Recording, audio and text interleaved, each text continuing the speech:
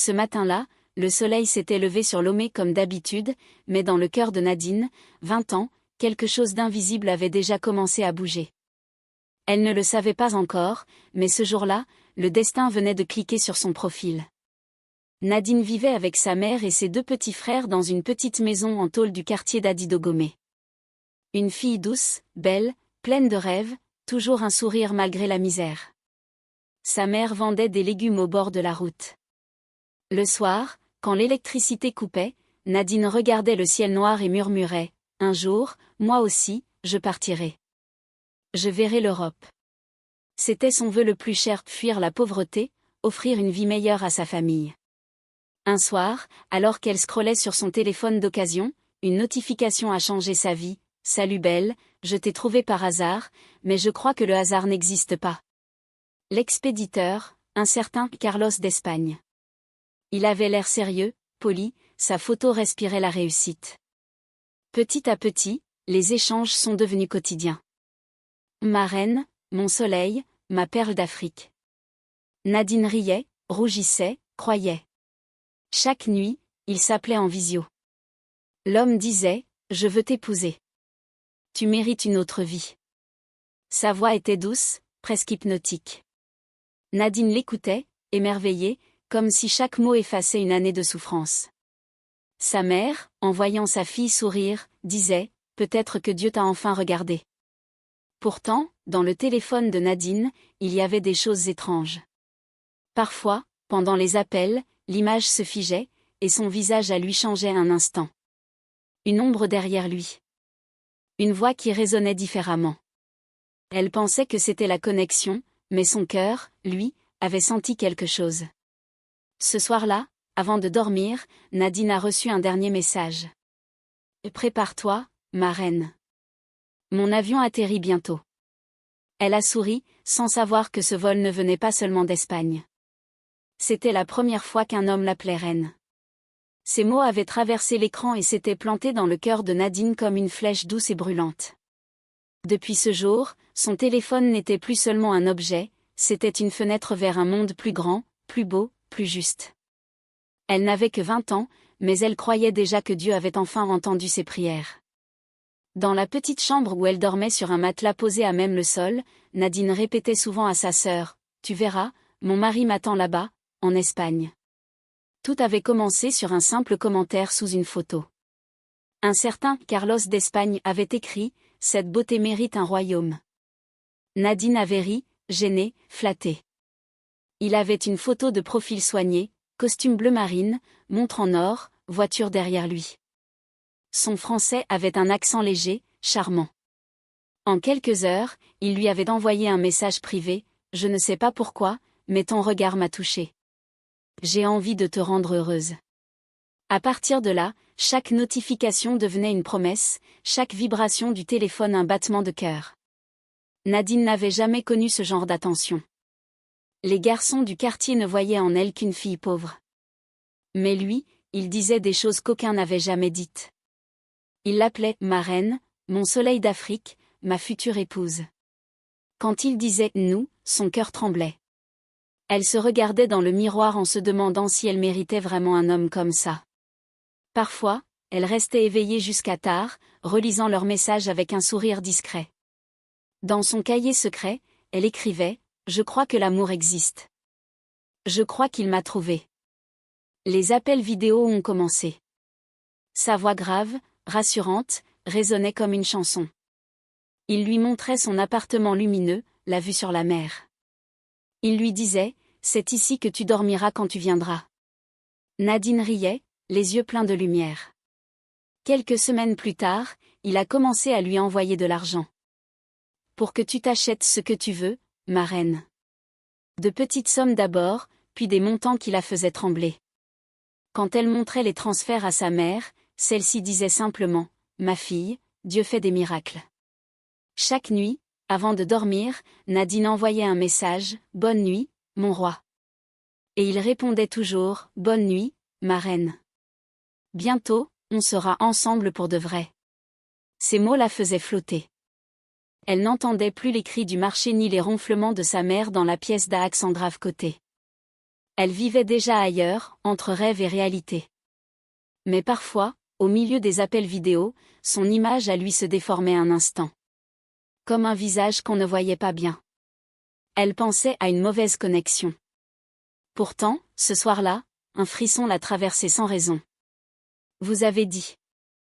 Dans la maison de Nadine, tout avait changé depuis que Carlos d'Espagne était entré dans leur vie.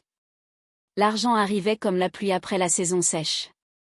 La mère riait plus souvent, les petits frères mangeaient à leur faim, et la misère semblait avoir quitté les murs. Quand Nadine rentrait du transfert, un billet à la main, sa mère levait les yeux au ciel. « Seigneur, tu n'oublies jamais tes enfants. » Le nom de Carlos résonnait comme celui d'un sauveur. Chaque dimanche, on parlait de lui autour du repas. Ma fille a trouvé un vrai mari. Le rêve commençait à prendre chair. L'homme envoyait souvent des messages remplis de promesses. Ma reine, un jour, tu n'auras plus jamais à compter tes pièces. Il lui demandait de ne rien manquer, de s'offrir de beaux habits, de se préparer à la vie qu'elle allait avoir en Europe. Nadine se sentait portée par quelque chose de plus fort qu'elle.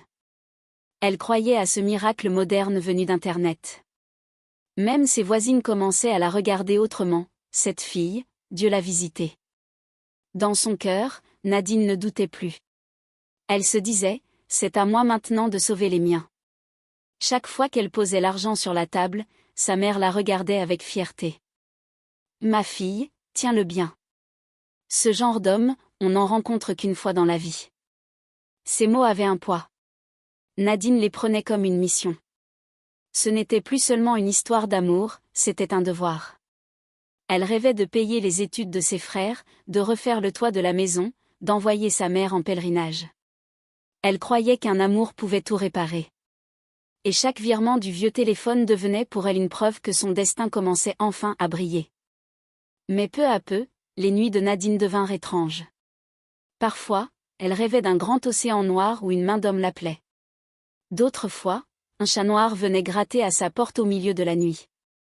Une fois, alors qu'elle se maquillait, le miroir s'est fissuré tout seul. Elle avait eu un sursaut.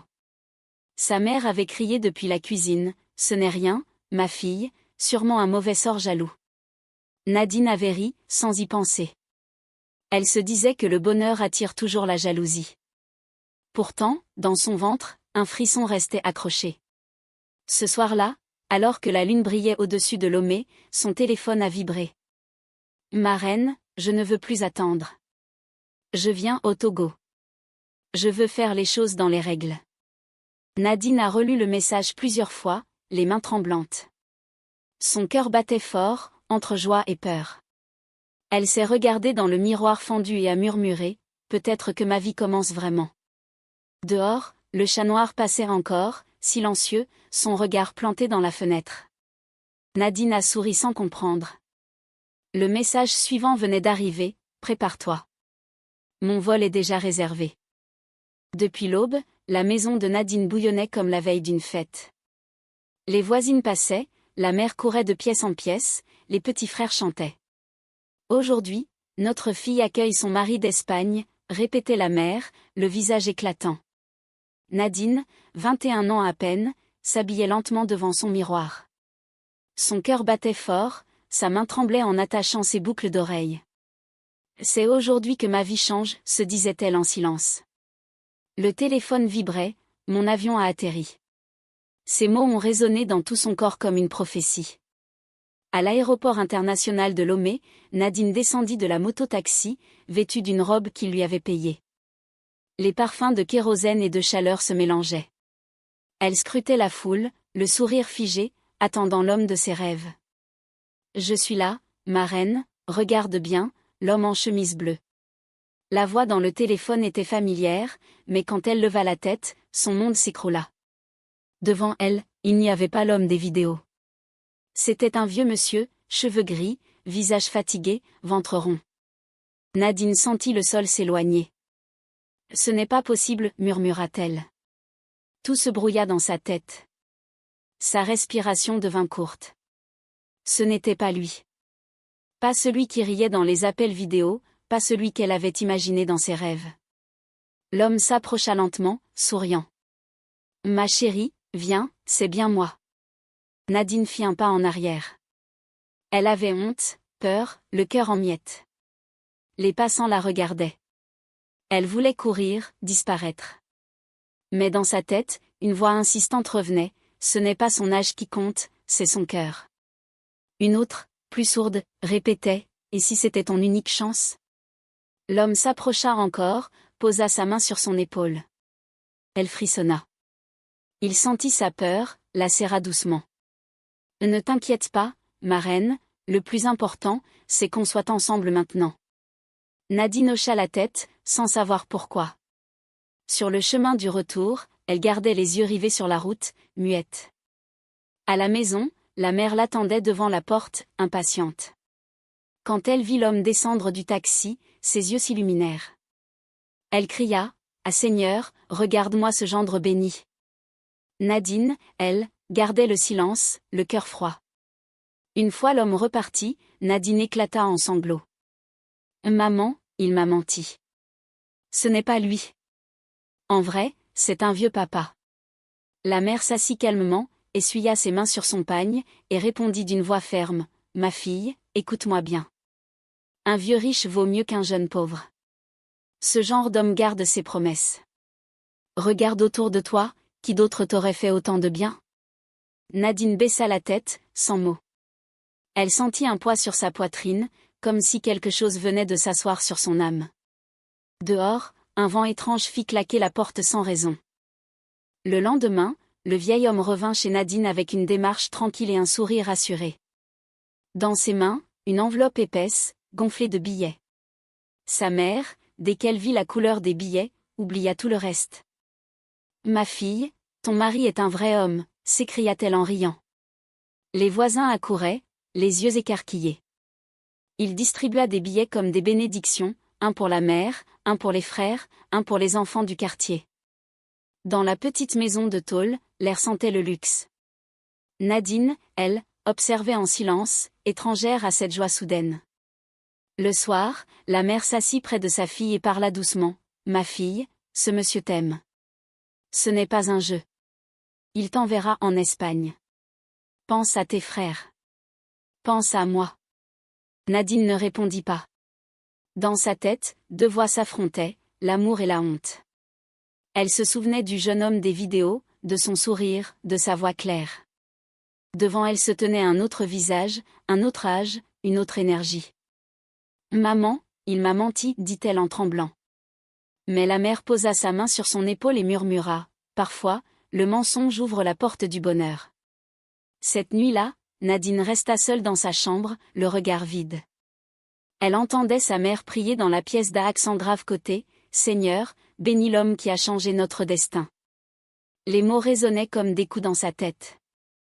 Était-ce vraiment une bénédiction, ou une épreuve? Elle repensait à son rêve d'amour, à ce voyage qui devait la sauver. Elle avait envie de tout arrêter, mais la peur d'être la cause d'un retour à la misère l'étouffait. Elle se disait, peut-être que le bonheur demande parfois de souffrir un peu. Et elle éteignit la lumière. Le vieux revint plus tard dans la nuit. La mère, discrète, ferma la porte derrière lui. Nadine, tremblante, se tenait debout, le regard au sol. « Ma reine, dit-il d'une voix douce, aujourd'hui, j'ai payé ta dot. Ta famille est à l'abri. Maintenant, je veux mon droit d'époux. » Ces mots tombèrent comme une sentence. Nadine ferma les yeux, sentant son cœur battre trop fort. Elle pensa à sa mère, à la pauvreté qu'elle voulait fuir, et, dans un silence lourd, elle céda. Cette nuit-là, elle devint épouse, mais son âme, elle, ne signa jamais. Au petit matin, Nadine se réveilla avec une douleur étrange entre les jambes. Une brûlure, comme si quelque chose d'invisible mordait sa chair. Elle se leva difficilement, marcha vers la salle d'eau.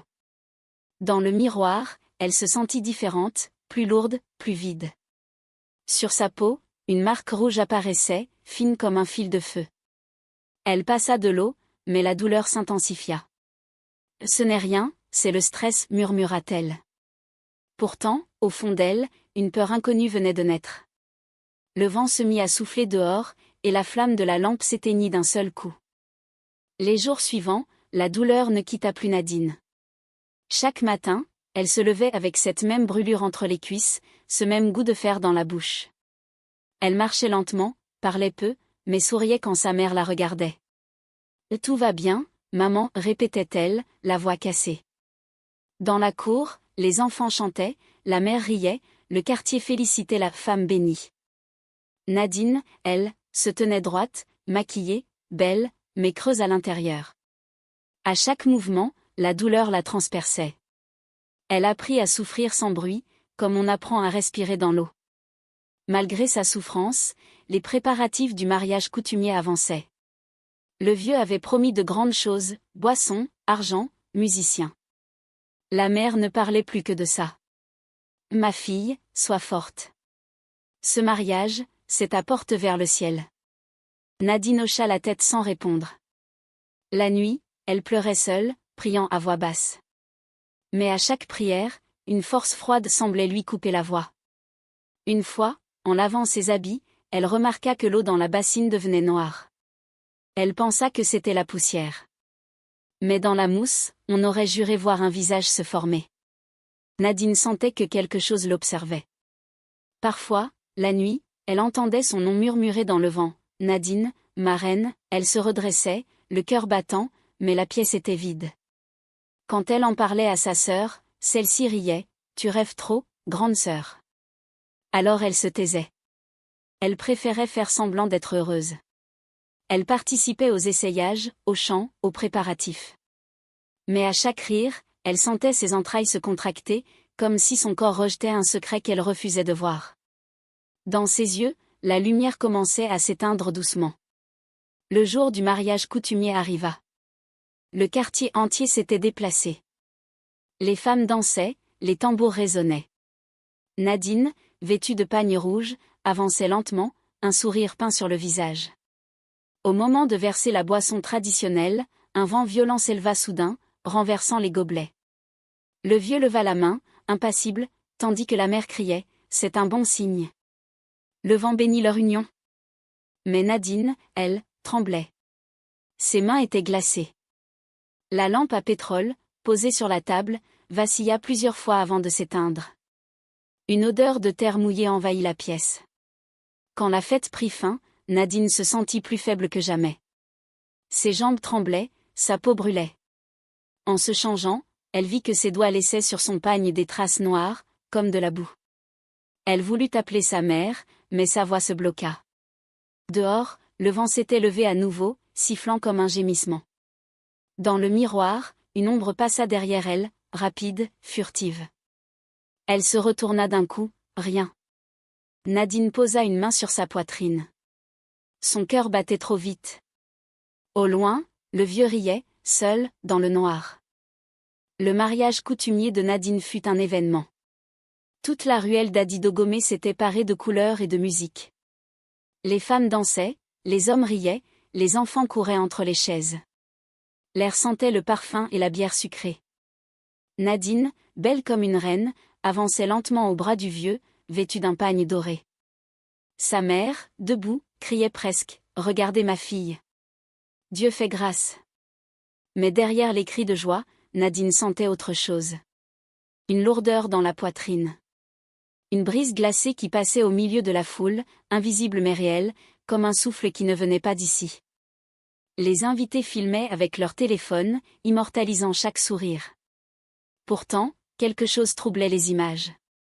Sur plusieurs vidéos, la silhouette du mari semblait floue, instable, comme si la lumière refusait de le reconnaître. Peut-être à cause du soleil, disait-on en riant.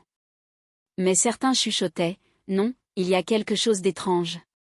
Sur une autre séquence, au moment où Nadine sourit à la caméra, l'écran se déforme, et derrière elle, une ombre sans visage se dessine brièvement.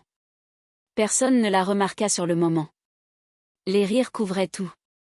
Seule Nadine, à cet instant, sentit le froid courir le long de sa nuque. Chaque fois que l'homme posait sa main sur elle, une sensation glacée envahissait son corps. Pas la fraîcheur d'une main humaine, non, une froideur profonde, comme celle d'un métal sorti du cimetière. Nadine frissonnait, mais il souriait. « Tu as froid, ma reine ?» demandait-il en caressant sa joue. Elle forçait un sourire, cherchant à ne pas trembler. Dans ses yeux, il y avait une lumière étrange, presque liquide. À chaque chanson, elle se sentait de plus en plus fatiguée. Comme si chaque contact avec lui volait une part de son souffle. Elle dansait, mais son âme, elle, reculait déjà. Quand la nuit tomba, les chants se firent plus forts. On invita le couple à danser.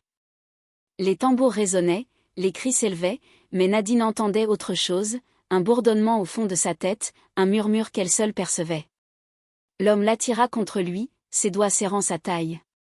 Une odeur étrange monta, un mélange d'encens et de terre mouillée.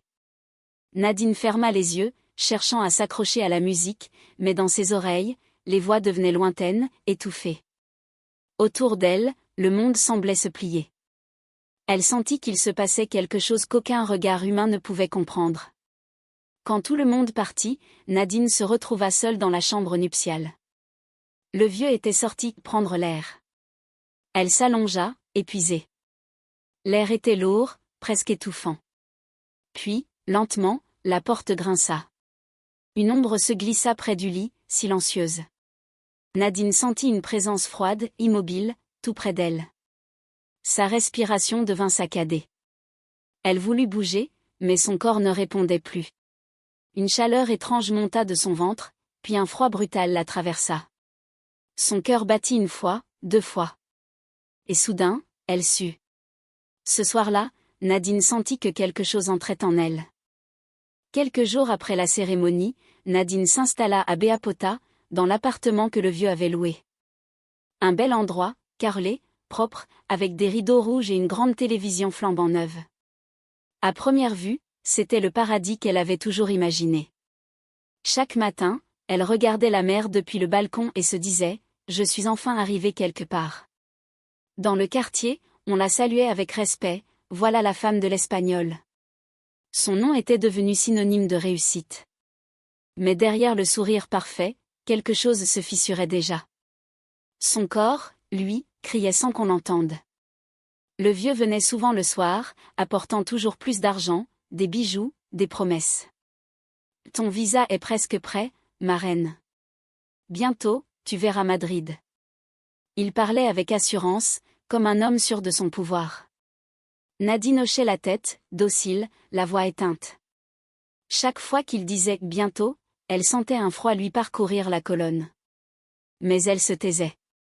À la maison, sa mère répétait fièrement « Ma fille part bientôt en Europe. Dieu est merveilleux. » Le quartier tout entier voyait en Nadine un miracle. Personne ne voyait qu'à l'intérieur, ce miracle se transformait en malédiction lente. Nadine n'était plus la même. Ses nuits étaient lourdes, ses rêves étranges. Parfois, elle se réveillait en sursaut, trempée de sueur, la gorge serrée, sentant une odeur de fer et de cendre autour d'elle. D'autres fois, elle se retrouvait debout sans se souvenir de s'être levée. Elle entendait encore sa mère lui dire « Ma fille, sois forte. C'est ça, le prix d'une nouvelle vie. » Mais elle savait que ce qu'elle vivait n'avait rien à voir avec la force. Elle essayait de se convaincre que tout irait bien, que c'était juste le stress. Mais le mal, lui, grandissait silencieusement. Pour apaiser les soupçons, Nadine jouait le rôle parfait. Elle appelait sa famille, riait, envoyait des photos de son appartement. « Je suis heureuse, maman, vraiment heureuse. » Les transferts d'argent continuaient à couler, plus réguliers, plus généreux. Chaque fois que sa mère retirait un virement, elle organisait un petit festin. Le vieux l'encourageait, « Montre-leur que tu es bénie. » Et le quartier répétait, « Cette fille-là, Dieu l'a choisie. » Mais le soir, quand les lumières s'éteignaient, Nadine restait prostrée dans le lit, serrant son ventre, murmurant, « Seigneur, qu'est-ce qui m'arrive? Pourquoi j'ai si mal ?» Une nuit, alors qu'elle rentrait de chez sa mère, Nadine sentit un picotement étrange sous sa peau, comme si quelque chose bougeait lentement à l'intérieur. Elle s'arrêta net dans la cour, le souffle coupé. Ses mains tremblaient. Dans la fenêtre du salon, son reflet semblait différent, plus pâle, presque étranger. Une voix, douce et lointaine, chuchota derrière elle, « Ne t'inquiète pas, ma reine, bientôt, tout sera fini. » Nadine se retourna brutalement. Personne. Elle entra en courant, claqua la porte, le cœur affolé. Et cette nuit-là, pour la première fois, elle sentit que son propre corps n'était plus le sien. Les jours suivants, le corps de Nadine devint un champ de feu. La douleur, d'abord discrète, s'était transformée en brûlure constante. Chaque fois qu'elle allait aux toilettes, elle serrait les dents pour ne pas crier. Son intimité la brûlait, la déchirait, comme si des milliers d'aiguilles s'enfonçaient sous sa peau. Parfois, des sécrétions étranges s'écoulaient, épaisses, d'une couleur métallique. Elle se regardait dans le miroir, horrifiée. « Ce n'est rien, juste une infection », murmurait-elle, se convainquant elle-même. Mais au fond d'elle, une peur grandissait. Elle sentait que ce n'était pas une simple maladie, mais quelque chose qui voulait sortir d'elle. Ces nuits étaient devenues un enfer. À chaque fois qu'elle fermait les yeux, elle le voyait. L'homme, son mari, debout au pied du lit, vêtu de la même chemise bleue qu'à l'aéroport. Son visage changeait à chaque rêve, parfois jeune, parfois vieux, parfois flou. Et sa voix, cette voix grave et mielleuse qui chuchotait toujours la même phrase, « Ma reine, ne me fuis pas, tu es à moi maintenant. » Nadine se réveillait en sursaut, trempée de sueur, les draps collés à sa peau. Le froid envahissait la pièce, les lampes vacillaient, et l'air sentait soudain la poussière et la mort. Le matin, elle essayait d'oublier, mais la douleur la ramenait sans cesse à la réalité. Elle marchait pliée, chaque pas lui coûtait. Pourtant, quand sa mère ou sa sœur venait lui rendre visite, elle maquillait son visage, souriait, parlait du « voyage bientôt ». Elle refusait de leur montrer qu'elle dépérissait. Dans sa tête, elle répétait « Ce n'est rien, c'est le stress, juste une infection ». Mais une voix intérieure, plus ancienne, murmurait autre chose « Ce n'est pas ton corps qui est malade, c'est ton âme qui rejette un lien étranger ». Elle ne voulait pas y croire, mais elle le sentait. Les symptômes devinrent insupportables. Parfois, elle sentait comme un mouvement sous sa peau, un frémissement qui montait de ses hanches à son ventre. Elle frappait son corps de panique, comme pour faire taire ce qui bougeait en elle. Son regard se vida peu à peu. Le vieux, lui, venait de moins en moins, mais l'argent continuait d'arriver. « Soigne-toi bien, ma reine, bientôt tu seras ici », écrivait-il. Nadine ne répondait plus. Elle passa des nuits entières éveillée, priant à voix basse, mais chaque prière semblait se retourner contre elle. Elle comprit alors qu'elle devait agir seule, avant qu'il ne soit trop tard. Une nuit, alors que le vent frappait les vitres, Nadine se leva brusquement. Elle se regarda dans le miroir, ses yeux étaient rouges, ses lèvres sèches. « Lassée, murmura-t-elle. Je vais savoir ce que j'ai. » Elle enfila un pagne, prit un taxi et quitta l'appartement sans prévenir personne. La ville dormait encore, les rues vides résonnaient de son souffle court. Dans sa tête, elle n'avait qu'une idée, trouver un médecin, comprendre ce mal qui la dévorait. Mais en montant dans le taxi, elle eut un frisson glacé. Le chauffeur la regarda dans le rétroviseur et dit calmement. « Madame, il y a quelqu'un assis derrière vous. » L'aube venait à peine de se lever quand Nadine arriva à l'hôpital. Elle tenait à peine debout, les traits tirés, la démarche lente. La réceptionniste leva les yeux, choquée par son visage pâle. « Je veux juste voir un médecin, vite, » murmura-t-elle.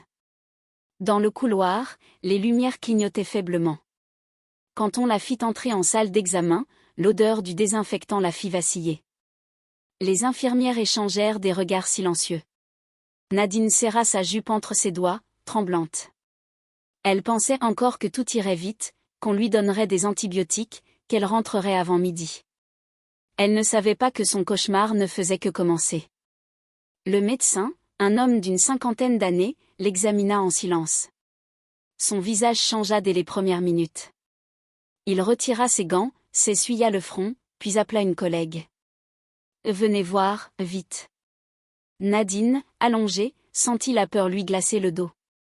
Il parlait à voix basse, perplexe.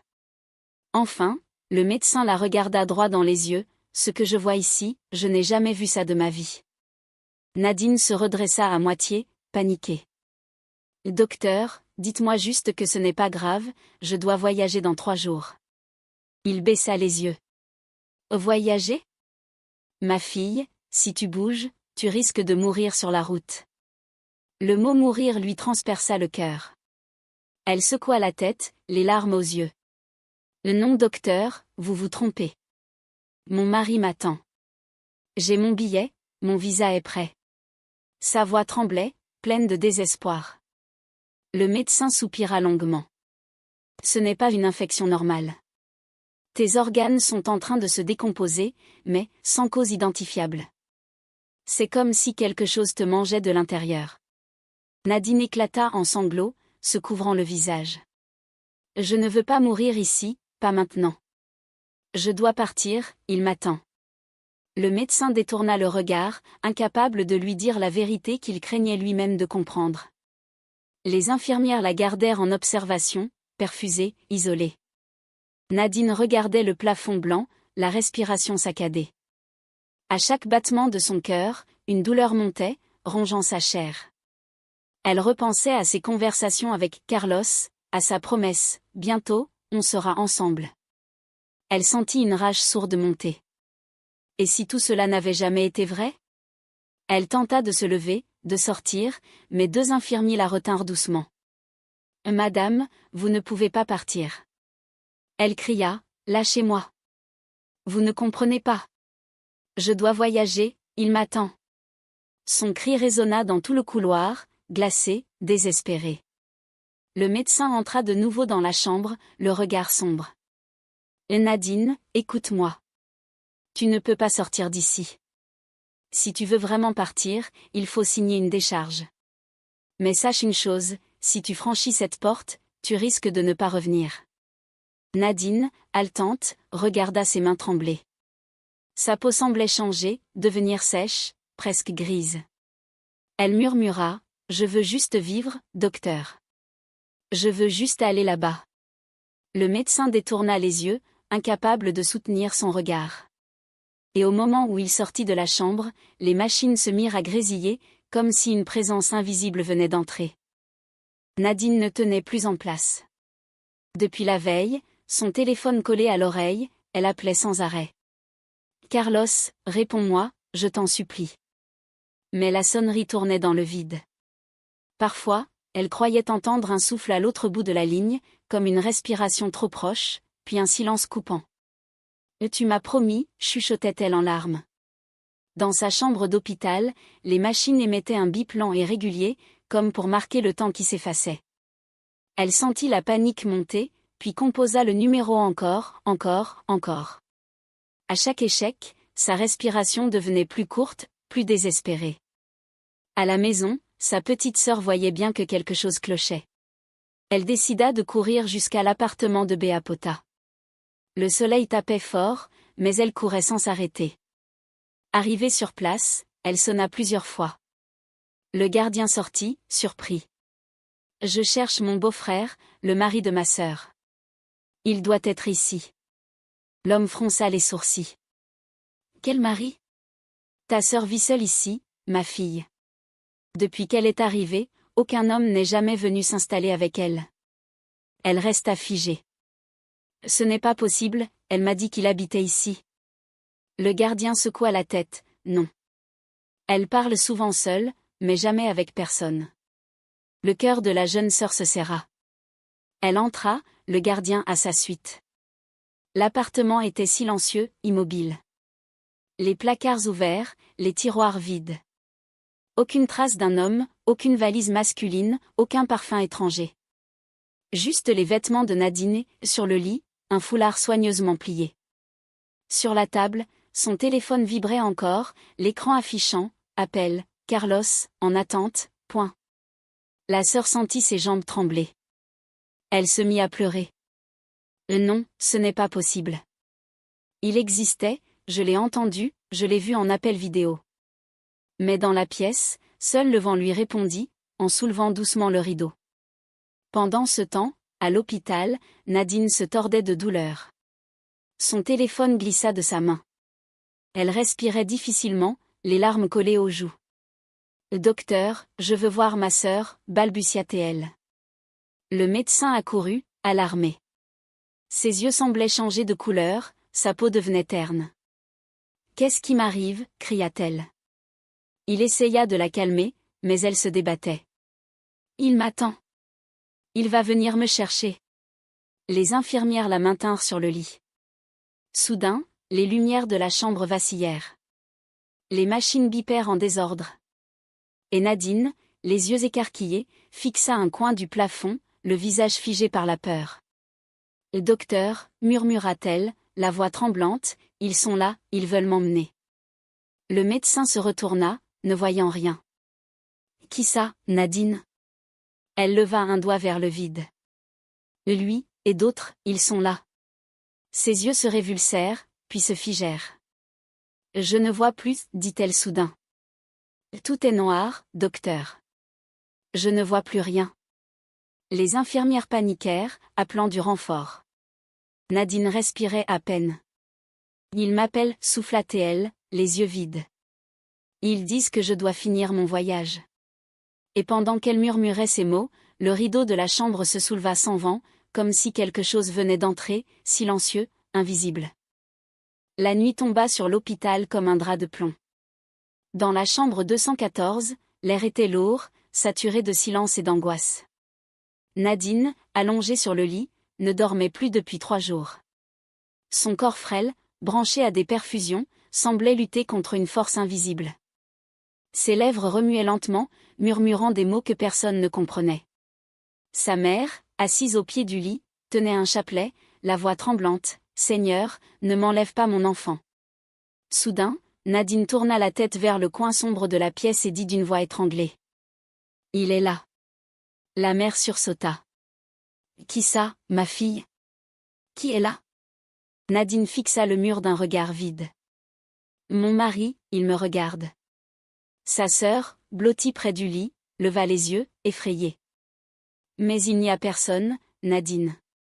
Regarde, la chambre est vide. » Nadine secoua la tête lentement. « Non.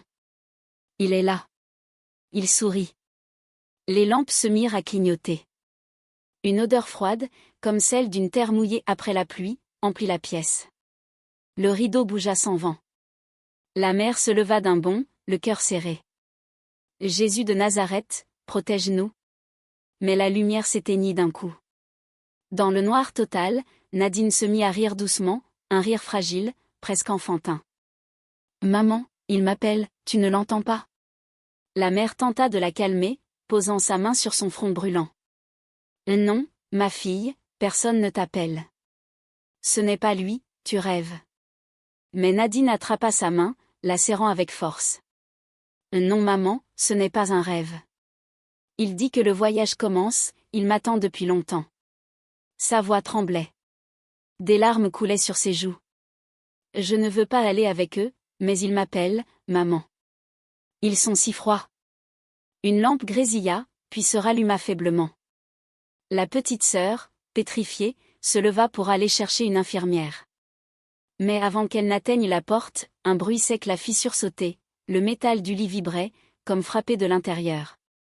Nadine, les yeux révulsés, se mit à réciter d'une voix rauque, « Je suis à lui, il m'a choisi, il revient pour moi. » Le chapelet de sa mère glissa de ses mains, les perles roulant sur le sol carrelé. La mère tomba à genoux, criant des prières à voix haute. « Seigneur, ferme les portes de l'enfer. » Mais Nadine, elle, souriait maintenant. Un sourire étrange, absent, presque paisible. Le silence revint soudain. Puis, lentement, Nadine se redressa sur son lit, fixant encore le coin sombre de la pièce. « Il tend la main, dit-elle doucement. Il veut que je le suive. » Sa mère pleurait. « Non ma fille, reste ici, reste avec nous. » Mais Nadine semblait déjà ailleurs. Ses yeux étaient grands ouverts, remplis d'un vide glacé. Elle tourna lentement la tête vers sa sœur et chuchota. « Dis-leur qu'ils sont venus. Dis-leur qu'ils ne voulaient jamais partir seuls. » Puis, d'un coup, toutes les lampes s'éteignirent à nouveau. Et dans le noir, on entendit seulement sa voix trembler. « Il m'emmène. » Le matin suivant, le jour se leva sur un hôpital silencieux. Dans la chambre 214, la respiration de Nadine était devenue un écho fragile, presque absent. Ses yeux restaient ouverts, mais ne voyaient plus. Sa mère, affaissée au bord du lit, tenait toujours sa main froide. La petite sœur dormait à même le sol, épuisée par les cris de la nuit. Le médecin entra doucement, prit le pouls de Nadine et secoua la tête. « Son corps lâche peu à peu, » murmura-t-il. La mère leva les yeux, tremblante. Non, docteur. Elle va vivre. Elle doit vivre. Elle doit voyager. Mais Nadine, elle, n'était déjà plus ici. Une larme glissa de sa joue. Sa voix s'éleva faiblement, cassée, presque un souffle. Maman. La mère sursauta, s'approcha du lit. Oui, ma fille, je suis là. Pardonne-moi, dit Nadine dans un murmure. Je croyais que c'était de l'amour. Mais j'ai aimé un fantôme. La mère éclata en sanglots. Chut, ne parle pas, ma fille. Ce n'est pas ta faute. Nadine secoua la tête faiblement. J'ai laissé entrer ce qu'il ne fallait pas. Je voulais juste t'aider, je voulais qu'on vive mieux. Elle toussa, ses lèvres se tachèrent de sang. Maman, dis-lui que je ne veux plus le suivre. La petite sœur se réveilla en sursaut, entendant les derniers mots. Elle courut jusqu'au lit, agrippa la main de Nadine. Grande sœur, reste avec nous, s'il te plaît. Nadine, les yeux fixés vers le plafond, commença à parler toute seule. Je vois un avion, il est là, les valises sont prêtes. La mère sanglotait. Non, Nadine, ce n'est pas ton avion. Ce n'est pas ton voyage. Mais Nadine insistait, un sourire triste sur les lèvres. Je dois partir en Espagne, maman, il m'attend à la porte de l'avion. Sa voix se brisa soudain, avalée par un long silence. Le médecin revint en courant, alerté par les alarmes. Nadine se débattait faiblement, cherchant de l'air.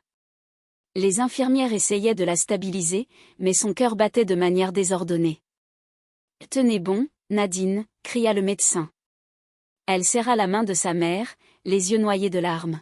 « Je voulais voir l'Europe, maman, je voulais juste voir la neige. » Son souffle s'étrangla. La mère cria son nom, la petite sœur répétait « Ne pars pas, Nadine ». Mais dans ses yeux, il n'y avait déjà plus de peur. Seulement une paix étrange, froide, qui annonçait le passage. Soudain, un silence glaçant tomba sur la chambre. Les machines cessèrent de biper. Une à une, les lumières clignotèrent, puis s'éteignirent entièrement. Les infirmières hurlèrent, coupure de courant. Mais tout le reste de l'hôpital brillait encore. Seule la chambre 214 était plongée dans le noir. Dans cette obscurité, un vent froid passa, faisant claquer les rideaux. La mère sentit une main invisible effleurer son épaule. Nadine inspira une dernière fois. Et pendant que son corps se figeait, un bruit d'avion retentit au loin. Les machines s'éteignirent d'elles-mêmes. Nadine venait d'embarquer pour un voyage dont on ne revient jamais. Le lendemain de la mort de Nadine, la maison familiale était plongée dans un silence que même les pleurs n'arrivaient plus à briser. Sa mère, le regard vide, répétait sans cesse « Je veux voir où elle vivait. Je veux comprendre. » Sa sœur, encore tremblante, accepta de l'accompagner. Ensemble, elles prirent un taxi pour Béapota. Le trajet se fit dans un mutisme lourd, entrecoupé de sanglots étouffés. Devant l'immeuble, le gardien les salua tristement. « Mes condoléances, mais je vous l'avais dit, madame, elle vivait seule. » La mère hocha la tête sans répondre. Elle voulait juste entrer, voir, toucher, savoir. L'appartement sentait encore le parfum de Nadine, mélangé à une odeur de poussière et de bougies éteintes. Tout semblait figé, comme si le temps s'était arrêté au moment où elle était sortie pour la dernière fois. La mère ouvrit la porte de la chambre, le cœur battant. Sur le lit, les draps étaient bien tirés, trop bien, comme si quelqu'un avait voulu effacer les traces de vie. Sur la table, une petite boîte en bois attira leur attention. Simple, propre, posée au centre, comme un objet qui attendait d'être trouvé. La sœur s'en approcha lentement, hésitante. « Maman, regarde ça. » La mère prit la boîte avec précaution. Ses doigts tremblaient. Quand elle l'ouvrit, un souffle glacé parcourut la pièce. À l'intérieur, une photo passeport de Nadine, soigneusement glissée dans une pochette plastique. En dessous, son nom écrit à la main, en lettres rouges. La mère sentit son cœur s'arrêter une seconde. « Pourquoi son nom est là-dedans » murmura-t-elle. Sa fille s'approcha, le visage blême. « Maman, regarde. » Sous la photo, un petit papier roulé, une date, celle du lendemain du mariage coutumier. Le jour même où Nadine avait dit « Je vais bientôt partir pour l'Espagne ». Tout avait été planifié. Jusqu'à la fin. Cherchant des réponses, la sœur ouvrit les tiroirs du meuble voisin. Tout était vide, sauf un billet plié en deux. Un billet d'avion. Madrid, départ, le lendemain du décès de Nadine. Si elle avait survécu, elle aurait dû embarquer ce jour-là. Le sang de la mère se glaça. Elle prit le billet dans ses mains tremblantes, les larmes coulant sur ses joues. Il l'avait préparé, il savait. Au dos du billet, une phrase écrite en espagnol, d'une écriture fine, « Tu as tenu ta promesse. » Le voyage est scellé. La mère tomba à genoux. Le Seigneur, qu'est-ce qu'ils lui ont fait? La petite sœur se mit à fouiller davantage, déterminée à comprendre. En soulevant le matelas, elle trouva un objet qu'elle n'avait jamais vu, une bague noire, mate, gravée du nom Nadine à l'intérieur. Au moment où elle la toucha, toutes les ampoules de la chambre s'éteignirent d'un coup, laissant la pièce dans l'obscurité. La mère cria, le cœur battant. Dans le silence qui suivit, elles entendirent un léger bruit, comme une voix d'enfant qui riait. La boîte, posée sur le lit, venait de s'ouvrir toute seule. Et la photo de Nadine, désormais, semblait sourire différemment. Une semaine après l'enterrement, la maison de Nadine restait pleine. Des proches entraient, sortaient, priant, murmurant, pleurant encore. Le deuil avait pris la couleur du silence et du mystère. Un après-midi, 2 vidéastes vinrent frapper à la porte, tenant une clé USB et des enveloppes. « C'est pour la famille », dit l'un d'eux, mal à l'aise. Les photos et la vidéo du mariage coutumier. La mère, encore vêtue de noir, prit l'enveloppe en tremblant. « Montrez-moi ma fille heureuse, une dernière fois. » Ils branchèrent l'ordinateur dans le salon, entourés de voisins curieux. Personne ne savait que ce qu'ils allaient voir allait glacer tout le monde. L'écran s'alluma. La musique du mariage retentit, joyeuse, bruyante. On y voyait Nadine, éclatante de beauté, danser, sourire, tendre la main vers quelqu'un. Mais l'image était étrange, à côté d'elle, il n'y avait personne. Les convives semblaient regarder un vide. Une femme dansait, riait, mais ses bras étaient tendus vers l'air. Le vidéaste fronça les sourcils. C'est bizarre, pendant la cérémonie, il était juste là, à côté d'elle. Ils passèrent à une autre séquence. Même chose. Nadine offrait une boisson, parlait à quelqu'un, mais sur la vidéo, elle semblait seule. Un murmure parcourut la pièce. Le silence tomba d'un coup. La mère se leva brusquement. « Non, ce n'est pas possible. Vous l'avez effacé, dites-le. » Les vidéastes secouèrent la tête, paniqués. « Madame, on n'a rien modifié. Nous étions là, nous avons tout filmé.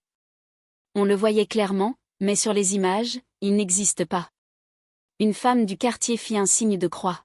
« Un mari qu'on ne peut pas voir, ça, c'est un esprit. » Un autre murmura, « Elle s'est mariée avec un être de l'autre monde. » La sœur de Nadine éclata en sanglots.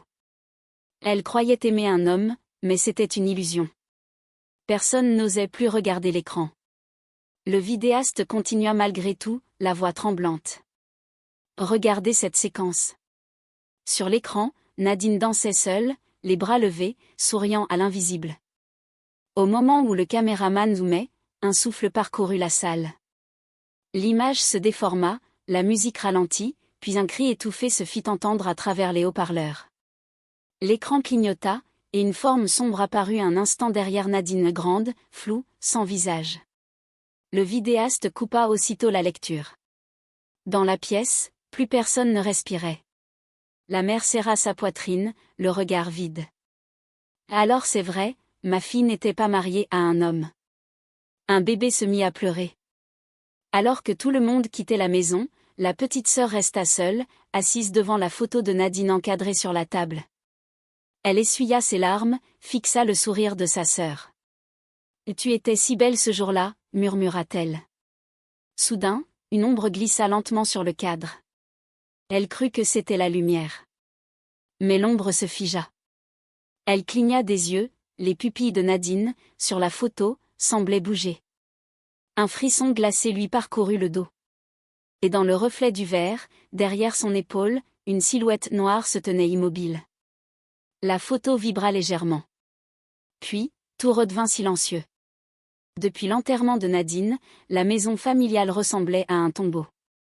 Plus de rires, plus de radios, plus de voisins curieux. Même les enfants du quartier évitaient de passer devant la porte. Le vent semblait s'arrêter chaque fois qu'il frôlait les murs. À l'intérieur, la mère de Nadine restait assise des heures entières sur la natte, immobile, les yeux fixés sur le vide. Parfois, elle murmurait, « Elle va rentrer, je le sens. » Sa petite sœur ne dormait plus.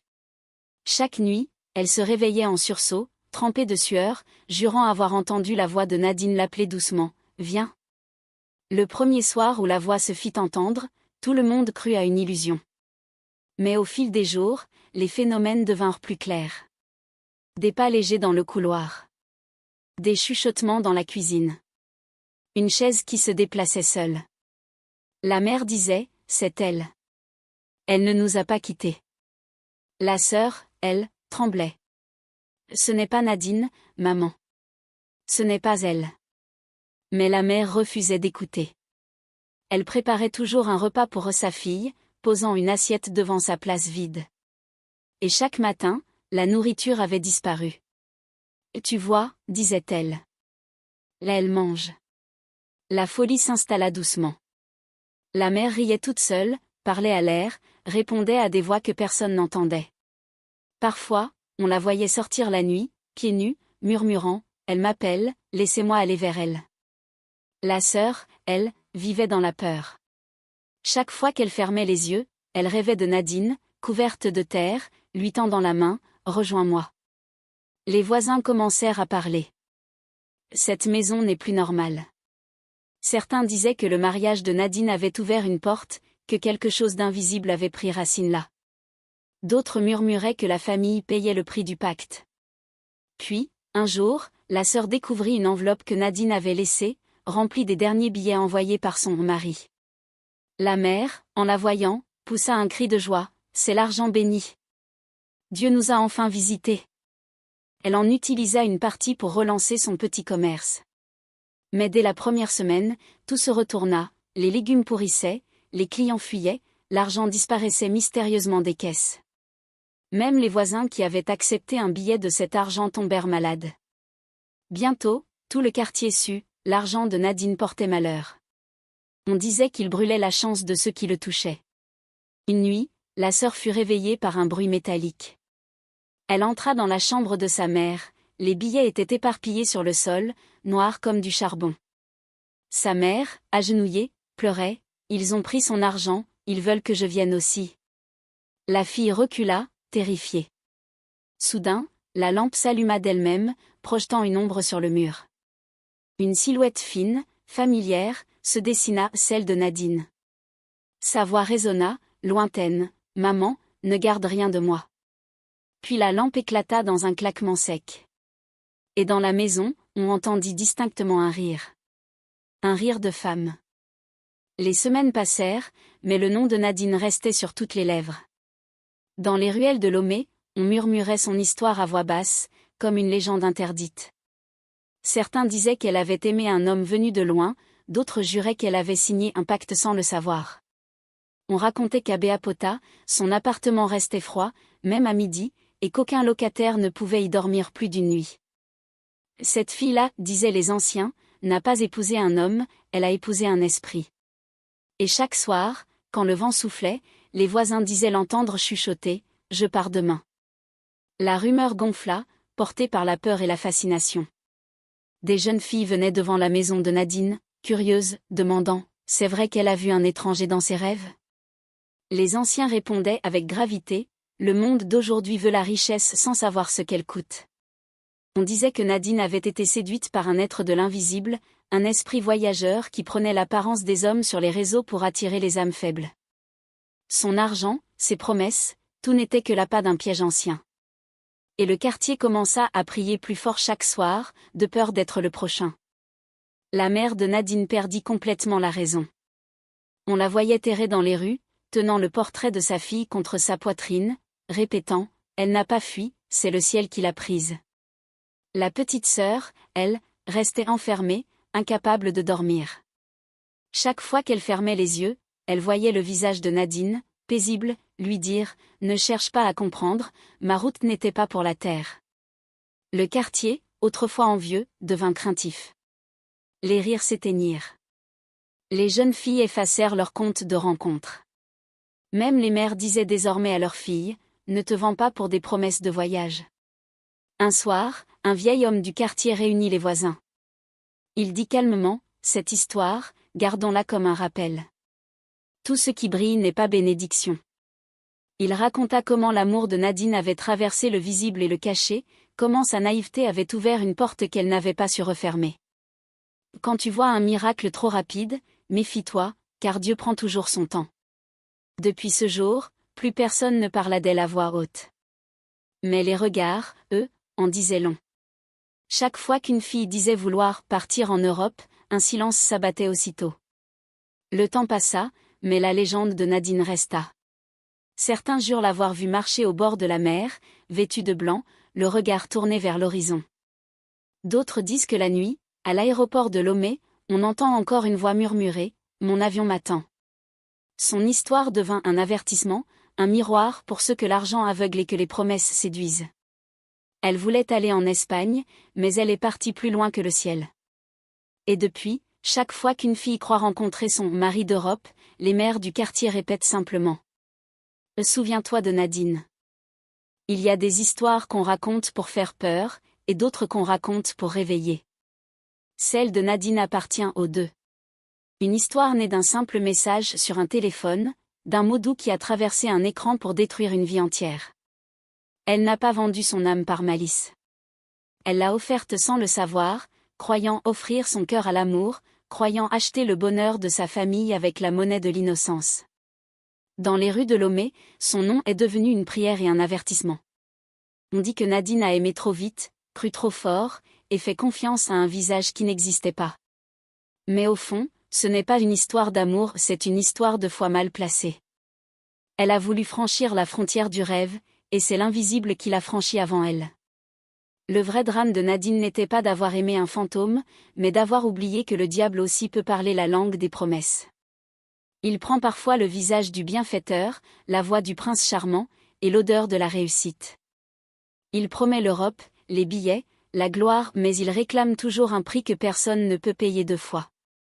Les mères du quartier le disent aujourd'hui à leurs filles, ne cours pas derrière le miracle, car le vrai miracle, c'est de rester en vie. Les jeunes rient parfois, mais dans leurs regards, on sent la peur. Car au-delà de la pauvreté et des rêves d'ailleurs, chacun a compris que tout ce qui vient sans effort ne vient pas forcément de Dieu. Nadine voulait voyager. Elle pensait partir pour l'Espagne. Mais son billet n'était pas pour Madrid. Son avion n'avait pas de destination terrestre. Il allait là où les mots s'éteignent et où les voix ne reviennent jamais. Et depuis ce jour, quand le vent souffle au crépuscule sur Lomé, on dit qu'on entend parfois une voix douce murmurer. Moi, je voulais juste voyager.